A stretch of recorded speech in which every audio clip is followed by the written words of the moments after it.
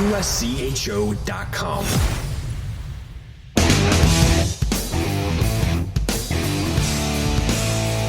Welcome to USCHO Edge for Friday, March 15th, 2024. I'm Ed Trefzger alongside Jim Connelly and Dan Rubin. This podcast is sponsored by the NCAA Men's Division I Frozen Four, April 11th and 13th, 2024 at Xcel Energy Center in St. Paul, Minnesota. Visit ncaa.com/mfrozen4 to get your tickets today. Well, everybody's in the playoffs, finally. We can talk about 6 leagues and lines from 6 leagues. So what we're going to do is hit up the 3 Eastern leagues in the first half, the 3 Western leagues in the second half. And everybody's got a different format, so we'll kind of mention that too. First, the ECAC. It's the quarterfinal round. It's a best of 3. And here's what we have. RPI, Rensselaer, is at Quinnipiac. The Engineers are plus 550. Quinnipiac is minus 920 with an over-under of 6.5. Harvard travels to Cornell, longtime rivalry there. The Crimson are plus 280. The Big Red minus 395. Over-under is 5. Union and Dartmouth, the closest of the matchups. Union is minus 110, Dartmouth minus 120 with an over and under of 6.5. And St. Lawrence travels downstate-ish to, I guess it's downstate when you're up there, plus 175 for St. Lawrence, minus 230 for Colgate with an over-under of 6. What stands out to you guys in these matchups? Well, I'll mention that Quinnipiac RPI line. Obviously, DraftKings does not want action on that game. I don't know if we've had anybody minus 900 or higher this year in any single game. And here we get Quinnipiac. And I get it. This is the last place team that's pulled off an upset RPI against a first place team, Quinnipiac. They're just really trying to avoid anybody dropping $1,000 on Quinnipiac and hope of making some quick money. That won't be there.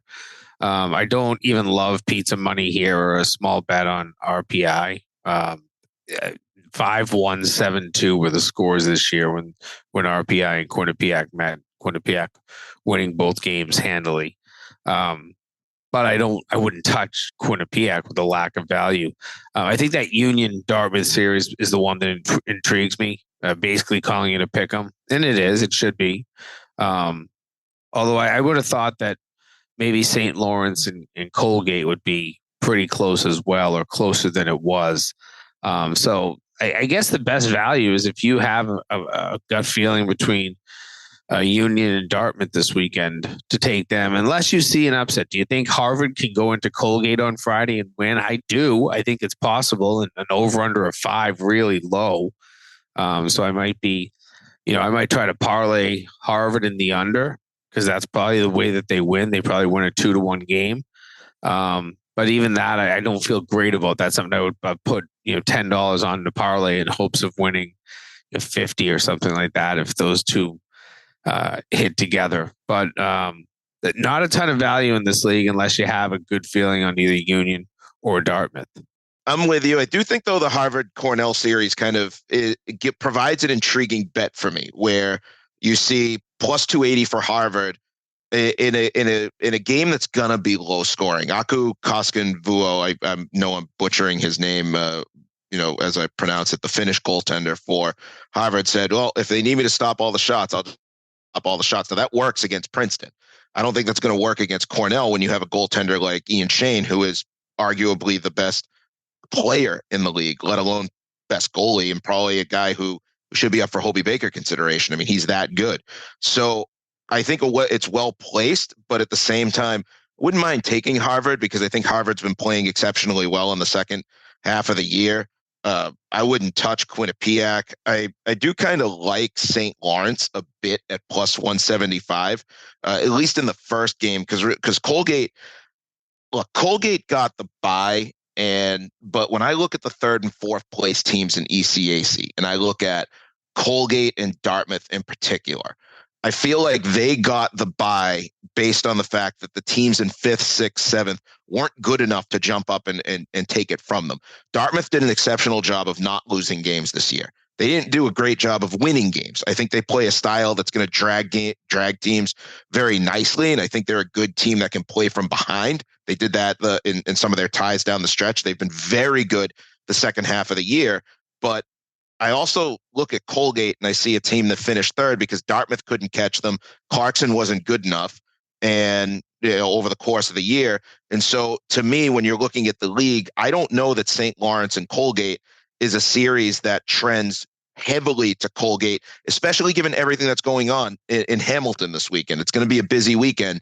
So, how does that impact ice time? How does that impact preparation leading up to it when you have the NCAA women's tournament there? The buzz and everything, how does that impact the home ice advantage? Are people going to show up? Colgate has kind of been notorious for being a crowd that can either show up and not do much, or a team or a crowd that doesn't show up at all for a men's game. So it's interesting to kind of pinpoint what might happen in those two series. I agree, though, I wouldn't touch RPI. That one could be over before they get off the bus. Quinnipiac can't lose those games either. If they lose one of those games, they're facing a bubble in the pairwise. So I love what RPI did in the first round. I'm just not touching it. Let's go to Atlantic hockey. It's the only conference with a best of 3 semifinal series. The 7th seed Niagara is plus 200 at number 1 seed RIT, which is minus 270. Over under on that one is 6. AIC was the 5th overall seed. They are at number 2 seed Holy Cross. AIC minus 120. Holy Cross minus 110. 5.5 is the over-under on that game Friday. Yeah, I'm not sure that there's enough credit being given to Holy Cross, although it does show the reputational value that AIC has built over the last half decade. I like Holy Cross in that one. To be honest, and I know it's a best of 3, so this is not picking just a single game. But I like Holy Cross maybe to even sweep that series. It'll be a tight series, I get it, but that's a pick 'em, and you're basically trying to devalue home ice for Holy Cross. I think that'll have a little bit of value to it. So that's the one I really like there. I like RIT. I just don't like the line at minus 270. It's pretty high. I thought that one would have been a little closer. But I think that, in general, the odds makers seem to have it right here. Whether it's, some humor interaction or if it was AI, I think the numbers look right here.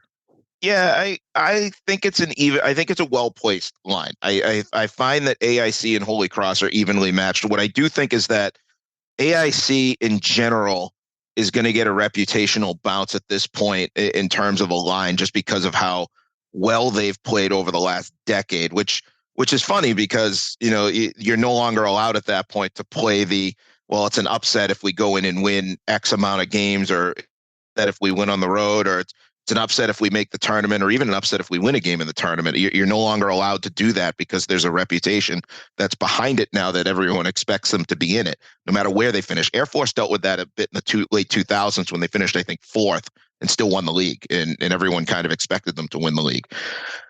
Same with RIT. And to me, RIT even, I think the line on the RIT Niagara series is kind of placed in a way that it makes me think about picking Niagara, but RIT has been very good and has been exceptionally good at home, and they're peaking at the right time. So what makes it tough in Atlantic hockey is that since you don't usually get a lot of action over the course of the year, we rarely talk Atlantic hockey lines on this pod, is a lot of it is going to be AI generated. And when it's AI generated, it's going to spit out a line that is almost perfect to entice you to pick a team that you may consider, and you may actually see them be able to go in and win the game. But at the same time, it makes it difficult for those of us who have watched a lot of college hockey to say, Niagara, I don't know that I want to take them at RIT. And I don't know that I want to take AIC at Holy Cross. And I don't know that I want to take basically anything on some of these games, but it does make it hard to ignore it. I think the over-unders in Atlantic hockey are the ones where I think it, for the most part, mash the overs. These are not This is not these games have a tendency to get into track meets. Some of these games, especially in the postseason, 3-2, 3-2s, 4-2s, 5-2s, 5-3s. They especially when teams are skating wide open. So I would say look at this one and say, hey, let's go into this and maybe hit the over button on each of these. I'll say this: RIT has mashed the over by itself on its last three Fridays, 7, 9, and 7 goals on Friday night games. AIC is getting healthy. They had a lot of injuries. Somebody who came back they weren't expecting is their top defenseman, Brian Kramer. So that may be something to factor in there too. Let's go to Hockey East. It's all single elimination, and it's the quarterfinal round this Saturday. Let's go through those. Northeastern is plus 250 at BU minus 345. Over under is 6. UMass is plus 120 at Providence minus 150. Over under is 5. And that's a game that may determine whether one or both or neither ends up getting into the NCAA tournament. UNH plus 160 at arch rival Maine minus 210. That's a 5.5 over under. And UConn at Boston College. And UConn is plus 325. BC is minus 475. Over under on that one is 6.5.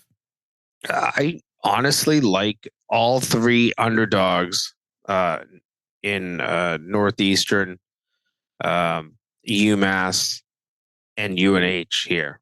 UNH's defense has been elite of late. They're barely allowing shots on goal. I think their national average, their average is less than 22 a game, and that's at last I checked was 4th in the country. And they just shut out UMass Lowell 3 straight games, and before that allowed Boston College to have just 1 goal. They're playing really well right now. UMass, I don't know what it is about UMass and Providence. This will be a game where you could see Providence maybe outplay, outshoot, do all that stuff, but one lucky bounce will go the other way. Every time these two play, it seems whichever team plays the best loses, and it usually loses in a painful fashion in the last 3 minutes of the game. And then Northeastern and BU, it's hard to forget that Northeastern won a beanpot game against BU this year. Granted, it was in 3-on-3 overtime, and if this goes to extra hockey, we're going to have to play 5-on-5, and I think that's maybe an advantage. A little bit of an advantage to BU, but that one just feels like I just feel like the value is there on all three of those. I don't feel like the value is there in UConn, even though it's a ton of money that you could win. That is a really tough game, and the way that Boston College has played down the stretch in Hockey East, I feel like they are. I don't know that they're going to win the Hockey East championship, but I almost feel like you can place them in the Hockey East championship game right now. They are just on fire. So 4 well set lines, but I think that I like the underdogs in 3 of them. Yeah, I don't have much to add there other than that I agree. The one thing I'll throw in on the UConn BC game is maybe look at the under, and I say that it's a lot, but even then, I mean, looking at what BC's done over the last month, I mean 6.5. They've also hit the over. They hit the over against UMass with 10 goals combined, 6-4 win. Hit the over, 7-1 win against Vermont. 4-2 win against Vermont hits the under on that. The 5-3 win over UNH hits the over. UNH 1-0.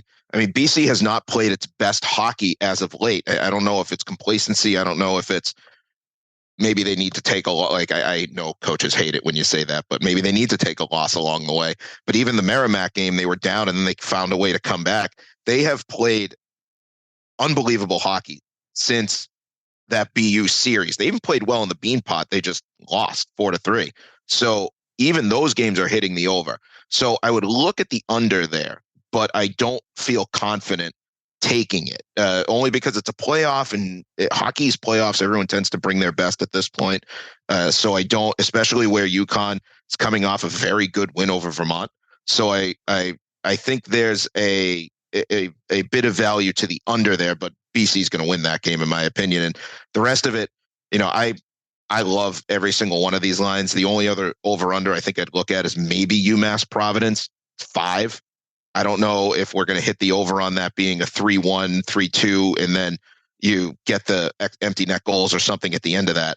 But 5 always feels low, but this could easily be a 2-1 game in overtime too. So, I mean, I'd be interested what a 60-minute line is on that game, and maybe, or a 60-minute over under, and maybe see what we can drum up on that one. But UMass Providence is probably last on the over under. But other than that, I'm with you. Take 3 underdogs.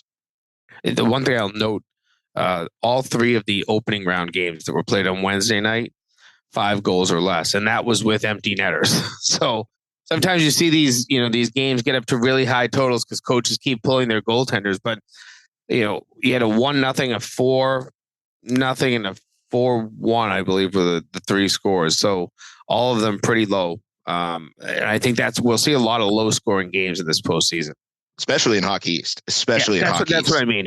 Yeah. And largely because when you look at the teams that are left, and this is just the last thing to tack on, some of them have enough talent on the roster to quantify as a minor league hockey team. I mean, some of these teams are just loaded. And so, you think about the playoffs in the AHL or the NHL, and they start to trend lower and lower, play cleaner hockey. The referees swallow the whistle enough so that they can play 5-on-5 and get up and down, play some stretch hockey. Those teams are good enough to play that quality of an NHL style playoff game. We're going to take a look out west when we return. This podcast is sponsored by the NCAA Men's Division I Frozen Four, April 11th and 13th at XL Energy Center in St. Paul, Minnesota. Where are my hockey fans at? Present! Welcome to Fandom 101. It's NCAA Ice Hockey Championship time, when the hottest teams in the country face off under one roof. Be there to see your squad hoist the ultimate trophy overhead. The NCAA Men's Frozen Four, April 11th and 13th in St. Paul, Minnesota. Attendance is encouraged. Passion is mandatory. Buy your seats today at ncaa.com/mfrozen4. Class dismissed. We're back on USCHO Edge, and we turn our eyes westward. 2 leagues are in semifinal single elimination rounds. Ohio State and Michigan State in the Big Ten, along with Michigan and Minnesota. Ohio State is plus 260, Michigan State minus 360, and an over-under of 6. Michigan is plus 135, Minnesota minus 175. Over-under on that game is 7. Well, the 7's pretty high, but I will say we've now talked about it on all 3 podcasts this week, going back to Michigan State, Ohio State. These 2 teams just played in Lansing a month ago. The final score, I know it was a series split. The final score on the first night was 6-2 in favor of Ohio State. I think that line is skewed. That's too far off for me. So there's my value play in the Big Ten. Although that over under of 7 is a little crazy. I don't know. Those 2 teams, you put Michigan and Minnesota together, they could play an unbelievable 2-1 game, or they could play a great 7-6 game. One thing about Michigan that I think is underrated is how well they've played in the last month. And so anytime Michigan being an underdog kind of piques my interest a bit, because I think I think they're peaking at the right time. And I think when you look at the games that they've played, yes, it was a 1-goal game against Notre Dame.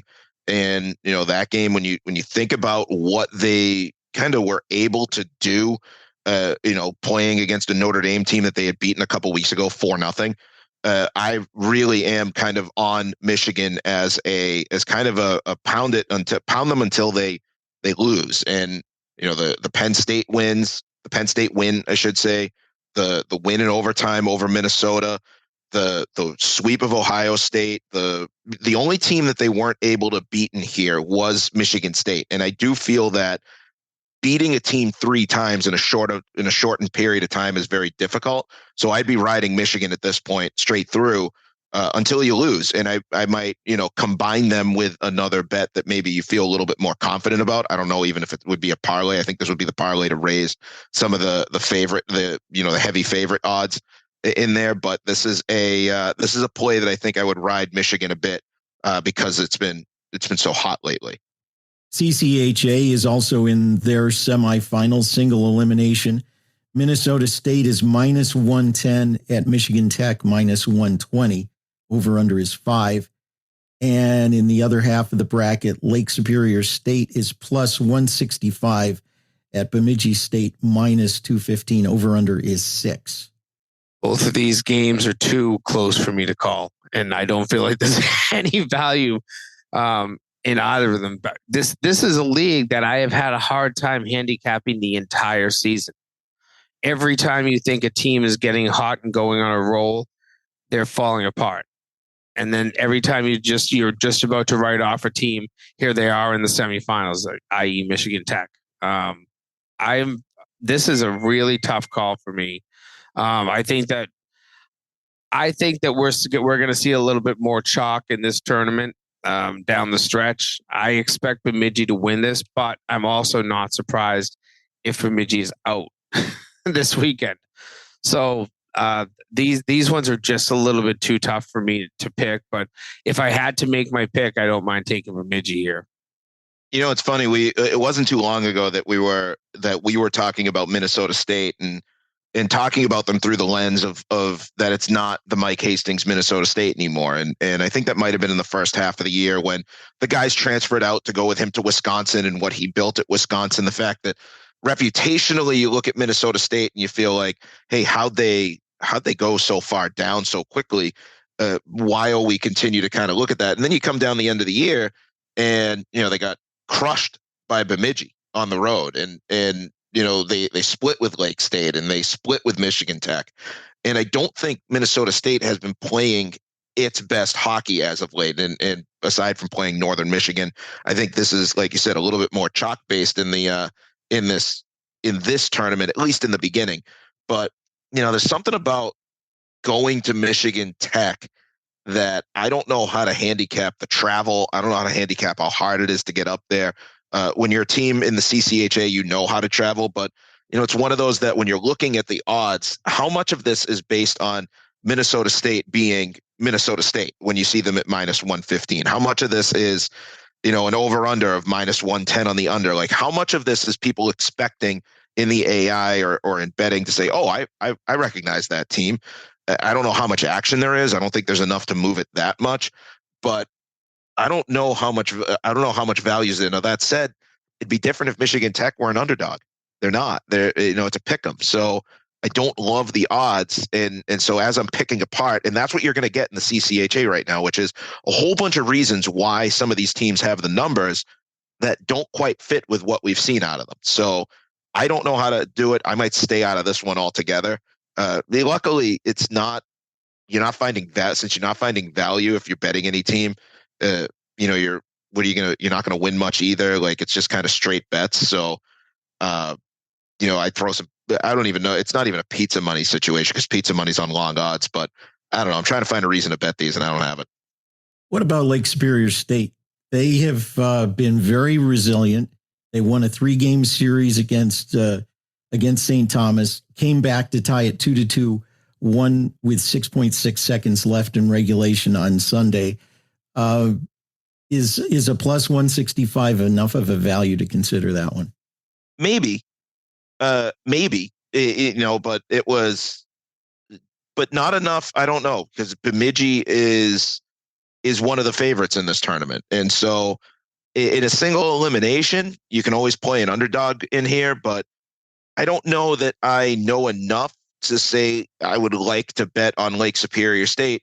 I know they swept Bemidji at home, but you know, turned around and I think they might have split in Bemidji, but I don't know. Like it's an interesting bet. Maybe if it were plus 200, I'd go after them, but I don't know that you'd ever get those odds on them anyway. Yeah. And I want to go back to when these two teams played. They haven't played since December 9th.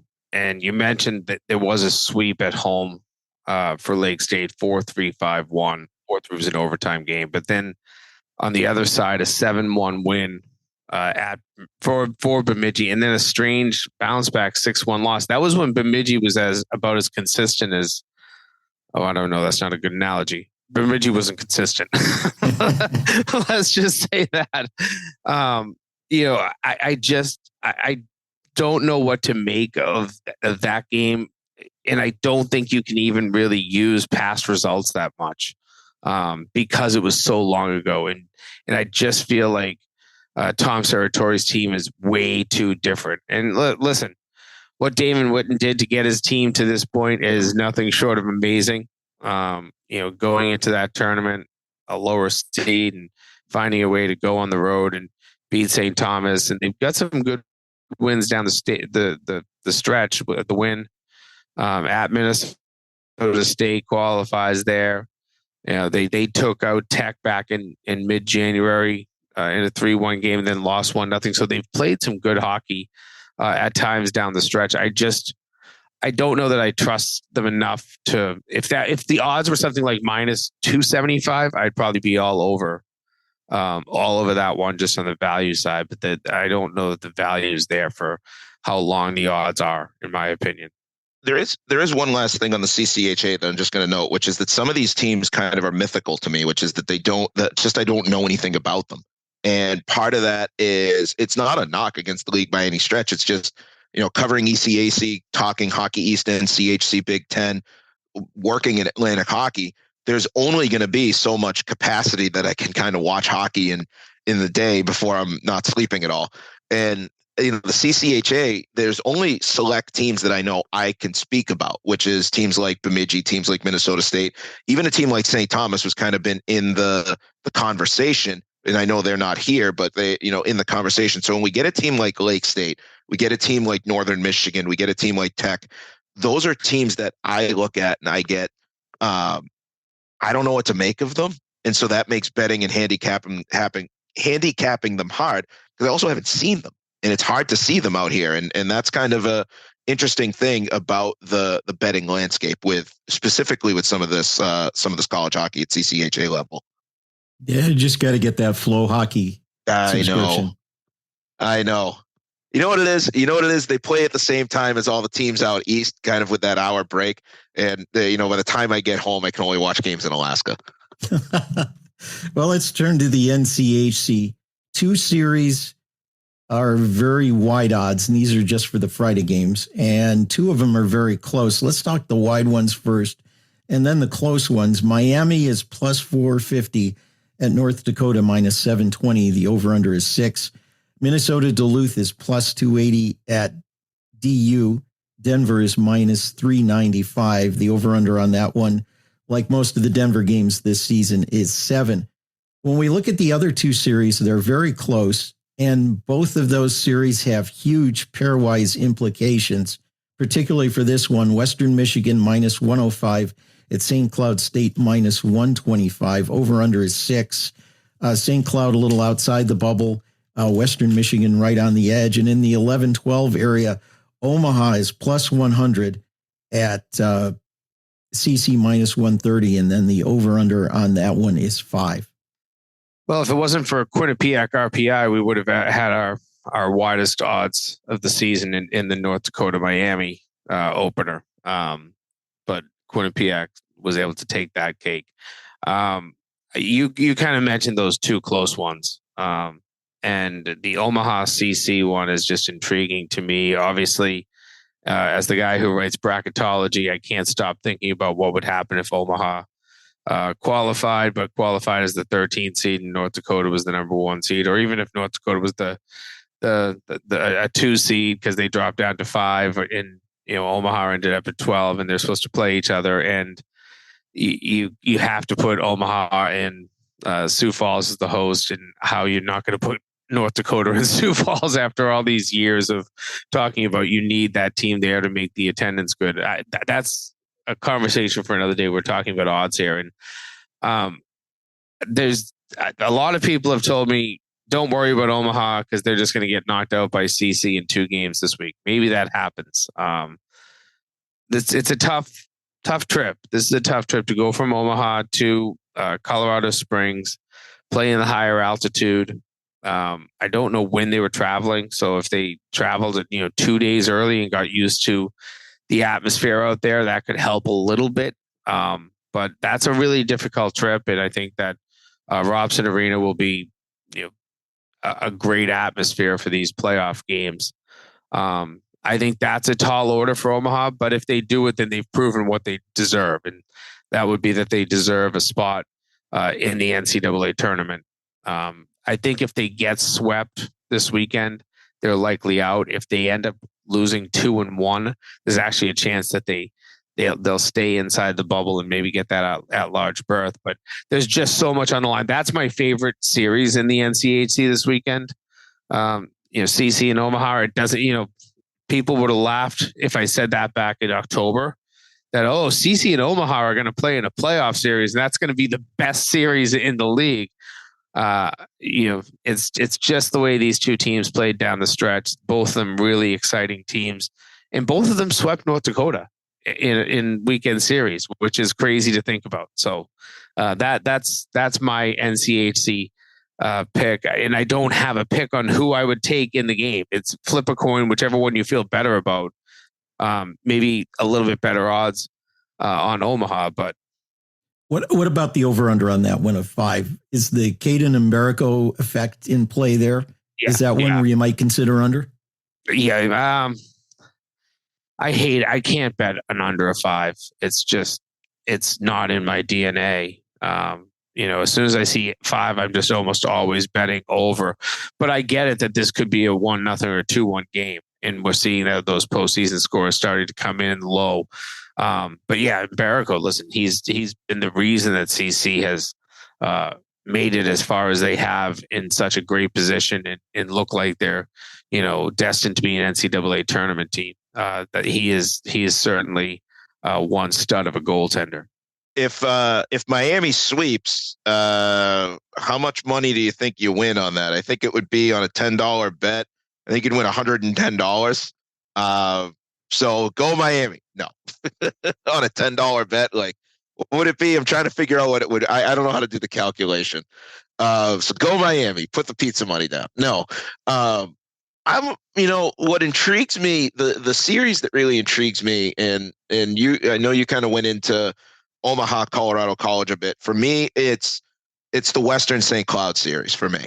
And by that, I mean, St. Cloud has been a team that, when you look at the overall records, they tied with Colorado College for third. Like they gained third on a tiebreaker. They were basically a game away from finishing 6th with Western Michigan. For me, it boils down to they're also one game over 500, which I know their schedule, when you're well regarded in the pairwise and you're barely a 500 team, it's because you're playing teams like in your non-conference where you're playing teams like Michigan. I think Bemidji might have been the lowest ranked pairwise opponent they had, maybe St. Thomas on the season. I mean, they didn't play anyone who was down in the 50s in the non-conference schedule. So that helps you get to a point where your math is benefiting you. But I've liked Western all season. And I like kind of what they've brought to the table, what they've been able to do. There have been times where I've looked at St. Cloud and I've been waiting for something that hasn't happened on a Friday. I know they wound up in overtime against Colorado College. Even back in the Western Series, they lost the first game. And I think in the playoffs, for me, you lose that first game. One, I think the series is going 3. But I just kind of like Western to advance. I do think Duluth and Miami are kind of off the table for me based on what North Dakota and Denver have done, but it's going to be tight. And I think that is a series that if I can move something into Western Michigan, I think the odds don't really support it, but where you're looking at -105, -125 for St. Cloud, but I like Western and I like on an over/under of 6, I like taking the over, and then if you don't push, you gain your money back. Like if it's a 4-2 game or you can go to a 4-3 game and you win. 4-2 you don't, 3-2 you miss. So I like kind of hitting the over there or taking the over/under because you have the built-in padding of the push there. Well, guys, you managed to get us through 18 games in our allotted time, so congratulations on that. Well, Dan, you want us to go overtime. Go ahead. What happens when RPI and Miami advance from this weekend? And how much money could be lost in one Just think about that. Throw a $10 bet down and parlay RPI in Miami. If anyone does that, I want to know. Tweet it to us. You're crazy. I love you for it. Say goodbye to your money, but I want someone to do it. Well, it's not going to be me. It's not going to be me either. I don't bet these games. Me either. You know, how could we talk about them if we bet on them? Anyway, this podcast is sponsored by the NCAA Men's Division I Frozen Four, April 11th and 13th at XL Energy Center in St. Paul, Minnesota. Visit ncaa.com/mfrozen4 to get your tickets today. For Jim Connelly, for Dan Rubin, I'm Ed Trefzger, and this has been USCHO Edge.